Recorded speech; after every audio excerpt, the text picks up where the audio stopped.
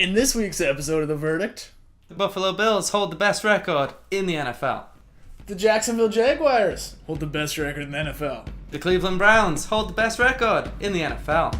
What's going on here? NFL is kicking off.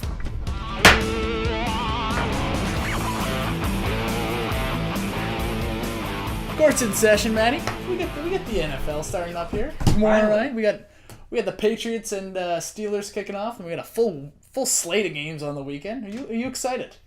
Yep, I think it's about time to get excited now. Yeah. I think we've been faking it for the longest time, being like, hey, it's coming soon, but NFL is here tomorrow night. So yeah, like you said, Pittsburgh Steelers at Gillette Stadium to face the New England Patriots. So we're going to kind of do a rundown and see, which division's going to win the Super Bowl and who's going to fight Buffalo Bills the hardest. Yeah. That's what that's the nitty gritty. Let's start in the AFC East. Okay, AFC East. I feel like we're probably gonna pick the same team here, but I'm gonna give a quote from one of the finest North Carolinians in history. Friend of the show, Ric Flair, once said, "To be the man, you gotta beat the man," and that is why, mainly, I'm saying the New England Patriots are going to win the AFC East. Big surprise. Surprise music. Mm-hmm. They're clearly the most talented team. They have a resume to prove it. And on top of this, I think they're going to be playing motivated. Remember in 2007, they got caught in Spygate? What happened after that? They went 16-0, blew out every team in the league. I think Belichick and Brady are pissed off. They're angry. They want to blow out every team again. They think Deflategate is tarnishing their legacy. Couldn't agree more. When Brady wants to play, we saw last year when they got beat down by Kansas City, I think it was week 3, week 4, they got blown out in that game. Everybody was talking about this is the end of the era, Belichick, Brady, finish, that's it. Next game, they were at home to the Cincinnati Bengals, and Brady came out throwing. His first 3 plays, throws down the field. And Belichick hates to do that. He likes to run the ball. So you could tell he was a little bit pissed off. I think no great surprise that we're taking the Patriots to win the division. Any other team playoff bound? You drinking the Rex Ryan Kool-Aid south of the 49th parallel? I am a Kool-Aid guy. We figured that out last week. I am going to say this. I have every single slot filled. I believe who's going to make the playoffs, except for one, which is the second wild card in the AFC. And it's between 2 teams. One is the Buffalo Bills. Okay? I got them going 9-7. They don't have a quarterback. They have an incredible defense. They don't have a QB. But they're... No offense. They don't. But the team that I have them tied with is the Houston Texans, who also have no offense. So switching over... Because I'm not going to talk about the Jets or the Dolphins, because what's the point? Jets could be one of the worst teams out there, I believe, this year. And Dolphins are just a middling team stuck in mediocrity. Forever and ever. They're too good to get a bad playoff pick and help rebuild, but they're too bad to ever make a playoff. It's a terrible spot to be in. Awful. Feel sorry for them. Now, AFC South, because we were talking about the Texans. Let's stay on that topic. Who do you like? Do you like them? Do we even have to talk about the AFC South? This is the most boring division in all sports, not even football. It's Indy. We all know Indy's going to win. For sure. They've continually proved each year. Andrew Luck's been there. They've made it farther in the playoffs each year. I just think they're knocking on Super Bowl's door. They're clearly going to win the division. They are going to win the division. It's a very weak division. That's why I think that Houston might take the other wild card game, just simply because the rest of the division is so weak. I mean, you got 2 games against Jacksonville, 2 games against Tennessee, who have no players. Except for, Mariota. Maybe if he plays well and doesn't throw any interceptions. He has no one to throw to. He has Kendall Wright. That's your number 1? They don't really have a great running game. The defense is meh. So Tennessee could be, again, one of the worst teams out there. So I think that Houston has a chance at the wild card. But we're taking Indy and New England to win the division so far. About Houston having a chance at that wild card, I do think they have a chance at that wild card. I will agree with you. Rare, I know. But that is only if J.J. Watt plays quarterback, running back, and wide receiver. He needs to play every offensive Which I've heard they're going to do this year. That's their only hope. There's a new package in there. If there's not, add it. because you're gonna need it. They need him. He needs, They need him on every snap on the field. So, okay. AFC North. This is a tough one. Up north. Always is. Oh. There's always a bunch of teams that somehow kind of scrape in. Are you drinking the team that's playing first game of the season, Pittsburgh Steelers? You know what? I have some good news. Verdict fans, Verdict followers. I was on the Tinder recently. I was on Tinder and I got myself a hot date. I got myself a hot date with my couch, a bag of all-dressed potato chips, and the television for every AFC North battle. This is the most exciting division in battle in football. I can't get enough of it. Like, I don't know. I have no clue who's going to win. Good. Neither do I. Every team is exciting. Even not the Browns. No. Man, the There's Browns are gonna finish last. But it's a toss-up aside from that. Browns finishing last. It is a toss-up. I got the Steelers just because I think it's that turn. I think that division's kind of like that. It's kind of 1-1, and I just don't see how Cincinnati is going to continue to keep getting into the playoffs with such a strong team and then failing in the playoffs. They're going to have an off year, and I think maybe this might be it when they don't get in. But I got the Ravens also getting in with the wild card or something like that. I think 2 teams from this division will get in. What team aren't you picking for that second wild card? That's it. I've used them both. Okay? Holy. There was no room for the Raiders, which is a shame. I'm gonna agree with you. I gotta make a pick, even though I think it's a 3-way coin toss. Find yourself a 3-way coin. Just based on offensive firepower alone, I think the Steelers. You got Big Ben airing it out to the, I'd say, a top 3 receiver in the league, and Antonio Brown and Le'Veon Bell running the ball. You can't stop that. Ravens don't have a great offense. Flacco's got nothing to throw to. You'll lob one of those up there again and see what happens. That's Flacco's style. I feel uncomfortable right now. We are agreeing on too much. Well, then let's change it. AFC West. This is now a family show. AFC West. AFC West. Is this the year? Is this the changing of the guard year in the AFC West? No. Broncos. Wow. Manning, he's not done yet. He's not done yet. He's still got a few more pizza commercials left in him. Peyton Manning is going to lead them with San Diego right behind. But San Diego, they're just not that good. Last year they got into the playoffs. They didn't even deserve to get into the playoffs. They lose Antonio Gates for the first part of the season this year. They're just not that good. Phillip Rivers doesn't have any real weapons to throw to. The running game, they keep cutting every running back that they get since LT left town. But they do have Melvin Gordon this year. They do. Who I think is one of the most electric college running backs I've seen in the last decade. We'll see. He could be a renaissance of LT. I just worry with running backs. New running backs, talking about people like Doug Martin, you can have a great year and then disappear. Maybe this will be that great year. Yeah, well, there you go. In which case, the Chargers will be 8-8 and maybe 9-7. Yeah, I think Melvin Gordon could have a great year, and I still think the Broncos are going to take it. Easy. There is a little question there, though. Are we going to see the vintage Peyton Manning, a great Peyton Manning? Or are we going to see him of the second half last year where every other throw was ducked? He had 15-10 touchdown to interception ratio. So really, we don't know if Father Time is taking its toll on him. I don't think we're going to see that. I think we're going to see someone in the middle.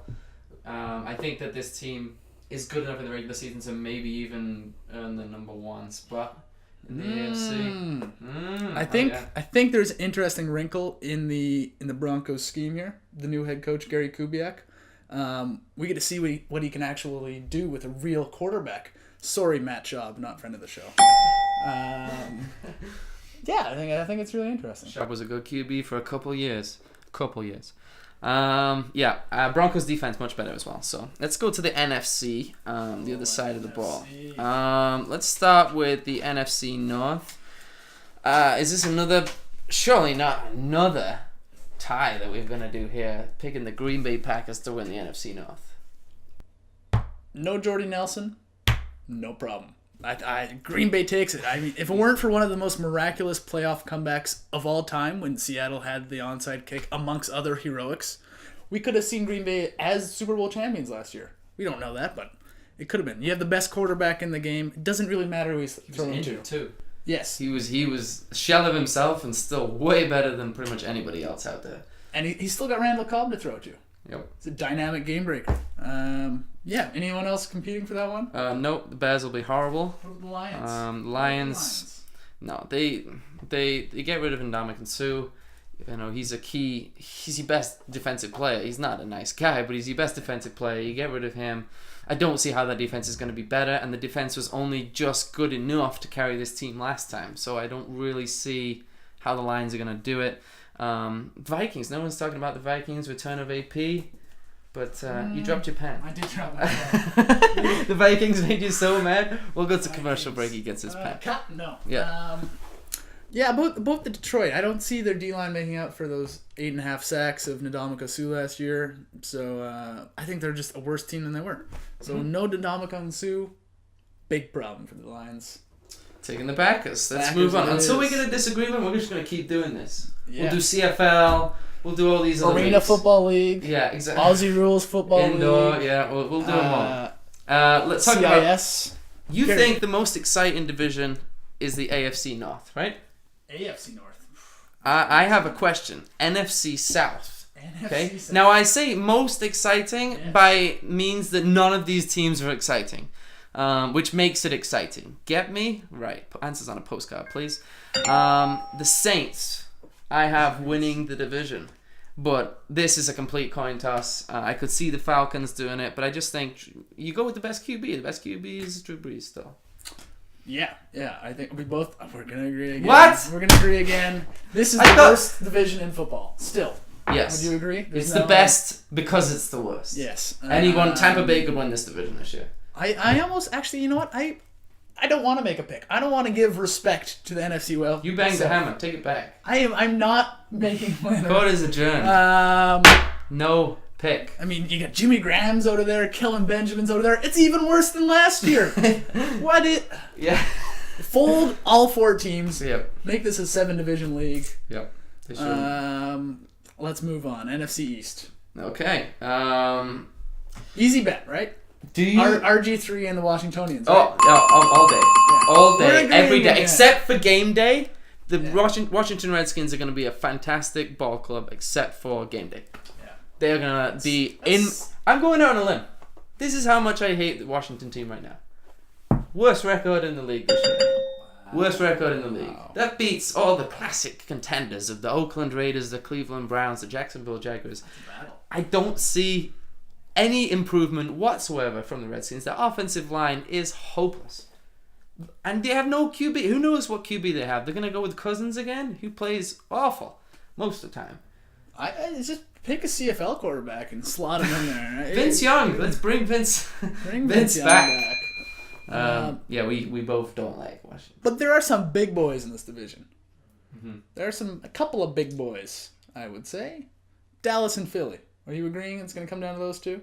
Dallas has boys in the name. I'm not agreeing it's going to come down to those two. No, you're putting the Giants in there. Oh, no. The G-Men. No. But what would you like to say about the G-Men? The G-Men are going to be back. They have so many offensive weapons. I don't see how any team can live up with their firepower. If they play even remotely decent defensively. The Cowboys, I'm going to talk more about the Cowboys, what they've done to lose from last year. They got rid of the best running back. They finally figured a winning solution in Dallas. Okay, run the ball. They had a great zone gap runner, a good offensive line. Romo threw it, fantastic, and then they let him go. I think this division is actually... Tell me at least you're going Eagles, please. I think you talked about the best running back, and I assume you're meaning DeMarco Murray. Mm-hmm. I think this division will come down to DeMarco Murray. You're going Eagles. I don't know. I'm not sure. I think either he's going to prove he's the best running back in the league, or he's going to have a lousy season and prove that Dallas offensive line is one amazing unit. And if so, we're going to see that Dallas team win the division.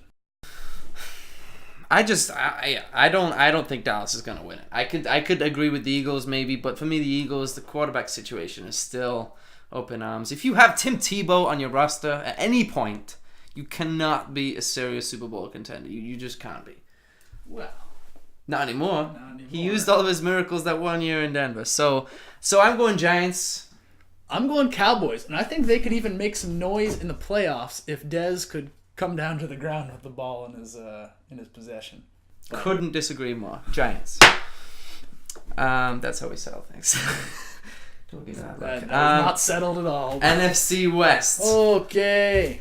Is this another easy one? It's some talented teams, but less talented this year round than has been in the past, and I'm going to go with the Seattle Seahawks to maintain. Just because the Arizona Cardinals still haven't got this QB situation going. Yeah, I mean, 2013 Super Bowl champions, 2014 NFC champions, 2015 they add Jimmy Graham, the second best tight end in the game. I mean, and the division's getting worse. They're gonna win. I can't argue against it. Even without Chancellor, and they need to get Chancellor back and get him on the field. But even without Chancellor, there. I don't know if this is a meaningless stat or something that could prove to be very important. Did you know the Cardinals last year, with Carson Palmer starting, we're 6-0. 6-0, Matty. 6-0. Then they started Ryan Lindley. Who is this? Why did you not go and get Matt Hasselbeck? They had the best defense, in my opinion, in the league last year. Why did they not go and get Matt Hasselbeck, someone who can throw a ball? He's old, but he's sat on the Colts as a backup. You got Ryan Lindley throwing in the playoffs. But what I'm saying is, if Carson Palmer can stay healthy for once, yeah, I don't think people are not giving enough credit to the Cardinals. The Cardinals are a good team. They'll make the playoffs, but I can't trust the decision making. They have upset potential. Rams. We haven't talked about the Rams. What would you like to say about the Rams? Not much. 49ers, they're a mess. No Harbaugh. They are Feels a mess. like half the teams are tired by the age of 25. I don't know what their helmets are made out of, but they need new helmets because everybody's quit. Everybody has quit that organization. Yeah. So not gonna go out on a limb and say it's not gonna be San Francisco's year, but that's risky. But okay, that will be we it. Agreed on that one. All right. I think that's all 8 divisions, Matty. It is. That's all 8 divisions. So that means it's time to predict a Super Bowl champion. This is the moment you've all been waiting for. Coming out of the AFC.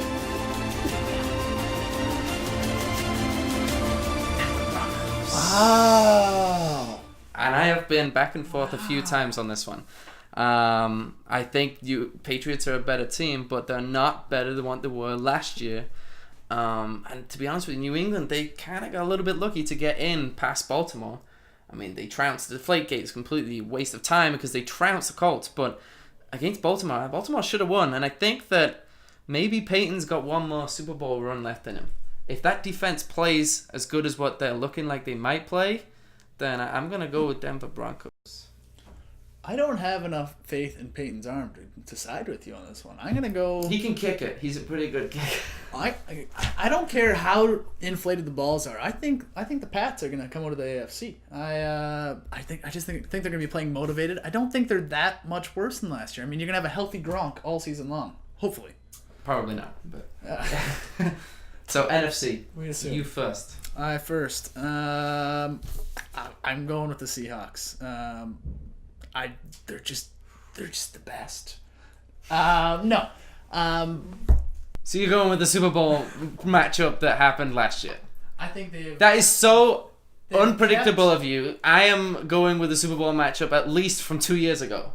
I'm going with Seahawks. I haven't told you about my boldness in this decision.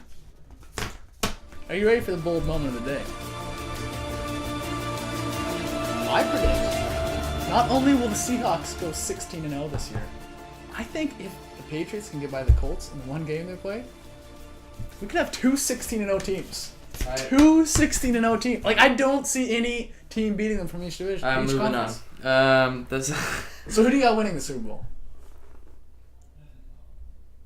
We picked each conference. Sorry, froze for a second. Peyton Manning, Denver Broncos. That's big time. You just predicted 2 teams will go 16-0. No, I said I wouldn't be surprised. I would not be surprised. I would. I think everybody else I would be surprised. Okay. I think it is more possible than ever here, particularly in the NFC. But my pick for the Super Bowl, I'm taking the Seattle Seahawks. I think they almost had a chance at being an all-time great.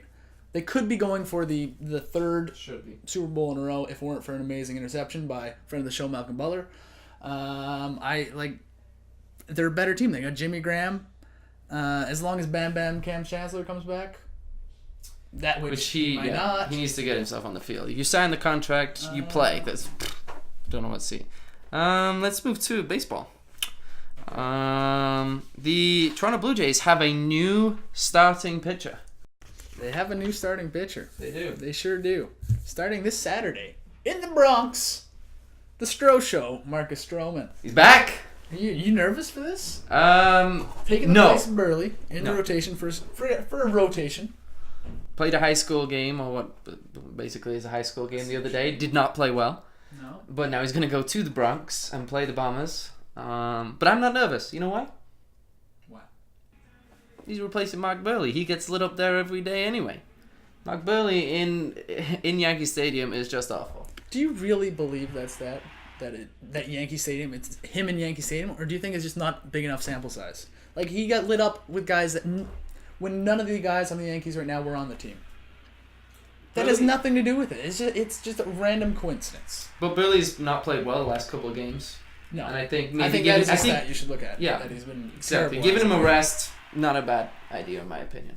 I think, and bringing Stroman. What's the worst thing that could happen? Well, you lose one game, I think it's a no-brain decision. Clearly, Alex Anthopoulos does not want to put him into the bullpen. At no point has that ever been a conversation. And you got to use Stroman. He's got a fresh arm. You got to use him somewhere. So you have to try and stop him. Fresh arm or rusty arm? Depends on how you look at it. I think, to me, this is the most anticipated game of the year. This Saturday start. Stroman was supposed to be the ace going into the season. You lose him. Devastation across the whole franchise. People think the Jays are doomed. And then all of a sudden, it's like another trade deadline acquisition in the middle of a pennant race. It's amazing that we're getting him back. A thinking man's Andy thinks that he might struggle on Saturday. First time facing Major League pitching in a year. Struggled in AAA. But the Blue Jay fan, Andy, oh boy, he sees success. I can't help it. I'm self-reason otherwise. So bringing Stroman back, good decision, bad decision? I think it's a good decision only because they're doing it now and not later on when it could be more important. You don't bring him back now, you can't bring him back. I think as long as Gibbons has a very short leash on him, if he starts walking a bunch of guys, can't locate his pitches, yank him right away. I think it's good. I support. Stroman, starting Saturday. Staying with the Blue Jays. Actually, I want to talk quickly about another Blue Jays pitcher. Okay, I'm just going to throw this in there. R.A. Dickey. Okay? R.A. Dickey. This has worried me now for quite some time, and I'm sure it's worried a lot of viewers around here too. I heard on the radio that he looks like the Burger King mascot. Okay? Now, he does kind of look like the mascot, but fans, I'm going to tell you, the top 4, he's number 5. The top 4 players around the world that look like mascots. Number 4, we got Robert Kraft. He is the Quaker Oats guy. Okay? He just is. Number 3, Andrea Pirlo is Captain Morgan.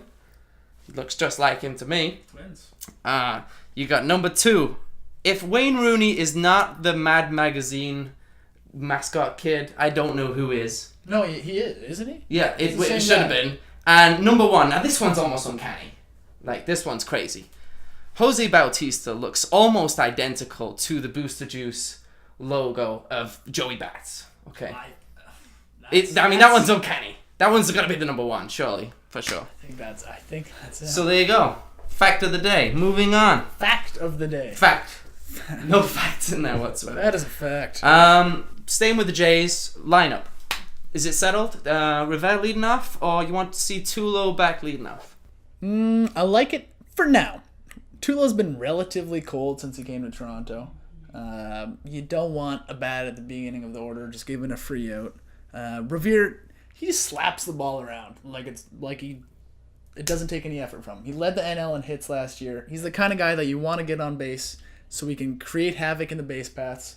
He's really the only base stealing threat outside of Pilar sometimes. I like it. He's a 300 hitter. I think ideally you want Rivera leading off, right? You all play computer games. You want Ben Rivera leading off so he can steal base every time. He's only stole 2 bases since he's been a Blue Jay. That's a little bit of a concern for me. I don't know why that's happening. But to be honest with you, I really don't care.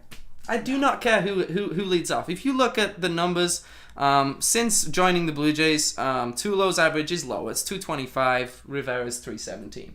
Okay, but the amount of times walked, Rivera's walked 7% of the time, and Tulo is walked 10% of the time. So he gets on base a little bit more. But then Rivera steals a little bit more. It's a coin toss. It doesn't matter. So long as both of these guys, either way, you put any of the top guys in the lineup leading off. I let Ryan Goins lead off. At this point, it doesn't matter for the lineup. You got Josh Donaldson right behind them anyway. So it definitely is nitpicking a little bit too much. Leadoff hitter's only guaranteed to lead off an inning once a game. Just one time. It doesn't matter if you hit him first or ninth. I think it's good that he's in front of the power hitters, though. Yeah, I keep him there. That's fine until he doesn't play well. Tulo hitting fifth though does give Edwin more protection. Mm-hmm. I think that when Tulo gets hot, yeah, you really want to face Donaldson, followed by Joey Bats, who you can't move from the third place spot. Edwin and then Tulo. Yeah, they can't walk Edwin anymore. No. If Tulo's behind him. Yeah. And they always walk Joey anyway, so. That's true. All right. Change. Let's actually stay with the sport. Let's go to the East Coast, though. Yeah, let's go. So, my arms are getting pretty tired just thinking about this. Yeah. But Matt Harvey has decided that he's going to be the one to decide how many innings he's going to pitch. Yeah. Matt Harvey, not the team doctor. Matt Harvey. He's arbitrarily choosing this number, 180 innings, thinking he's some sort of health expert, knowing that is when your arm falls off. And I understand if you're 50 years old. He's 26! Yeah. Like, this for me is appalling because it just shows that his head is not completely in on this season. The Mets need him to be all in on this season. He is thinking about the future, making money in the free agents market, making sure that he has a long career. That's great. Win now. Think about that stuff later. You need to be in pitching now, winning games. Who cares how many innings you pitch? Like, really? I think following this logic of Matt Harvey, he's the Dark Knight. We should follow his logic, right? Just follow along, just not questioning him. I think Josh Donaldson should only play 120 games a year. He doesn't want to risk injury. No. No. Take him out. No. Yeah. Matt Harvey is quitting on his teammates. I think that's the simplest way to put it. I couldn't agree more. Selfish move, and I'll cheer against them in the playoffs. Wow. I will. Not that I'm a big Mets fan anyway. Listen, your boy plays for the Mets. Big B. The defensive wizard, yeah. Bartolo Colon. So really, that's a good thing because it's going to give Bartolo more innings. So Matt Harvey he's the ace of the Mets.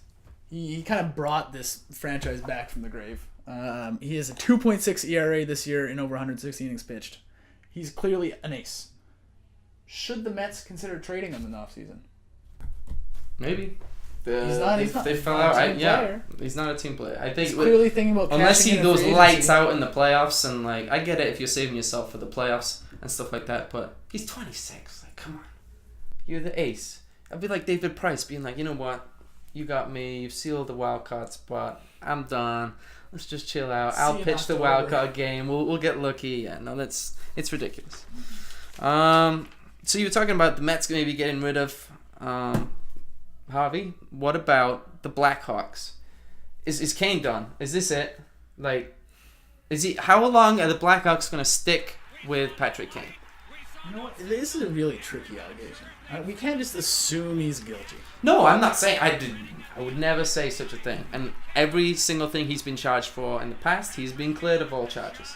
2009, cleared of all charges. I get that. It's time to cash and run now while you still can. That's what I say leave it in the hands of the law. Wait till they make their verdict, and then we'll make ours. Nice. Hang the hammer. Time for our favorite part of the week, Maddie. Your favorite. I've been waiting 7 days for this. Every night I've been thinking about it. Every day I've been thinking about it. When I'm driving, I'm thinking about it. I'm thinking about it all the time. It's the picks of the week. I'll start. I'll give the first pick. Sure. I got a sleeper. Throw it out there. I got Let's a go. sleeper. Wake up, Toronto. I got a sleeper. I'm taking the Browns. The Browns. Browntown. In New York over the Jets. They're getting 3 points. Just giving it. I think we can both agree they're awful teams. I think they're evenly awful. So you're saying a tie?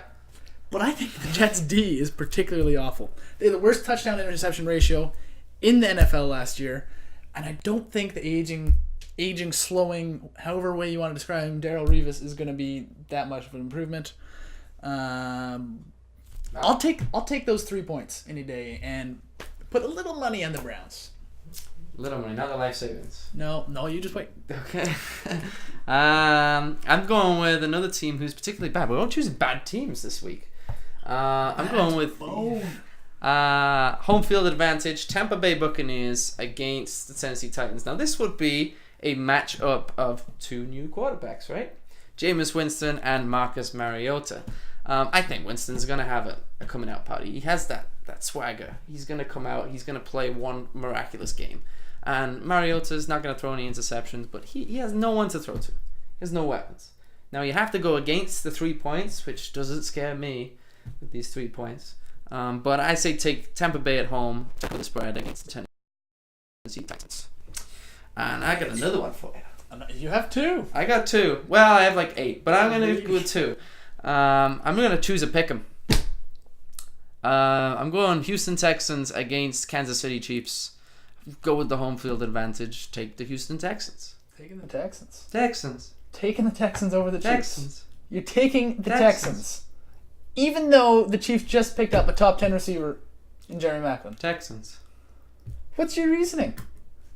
Texans. Home field advantage. Jeez. They're both good. They're both the same team. It's just the Texans. My reasoning is J.J. Watt. We already know he's going to play every position. I hope our verdict followers come back next week for your bet on a coin toss. I can't wait for that one. That's how bold I am. Texans are going to win. No, okay. You know what? Don't listen to him. Listen to me.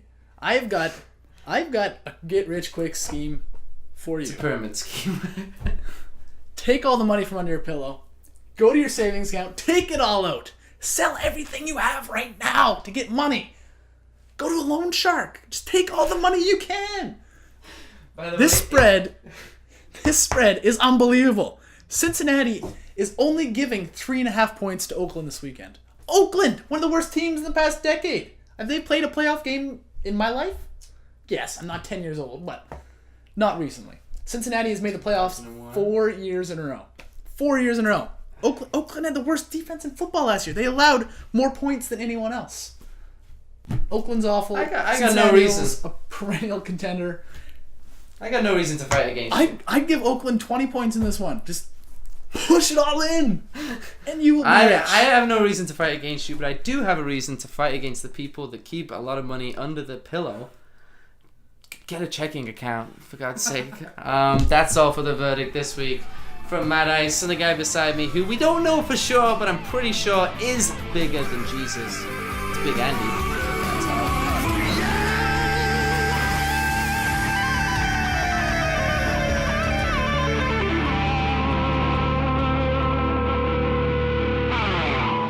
I'm gonna put a hex on you.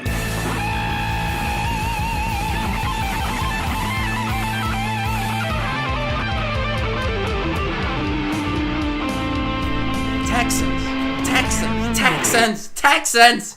Take the Texans!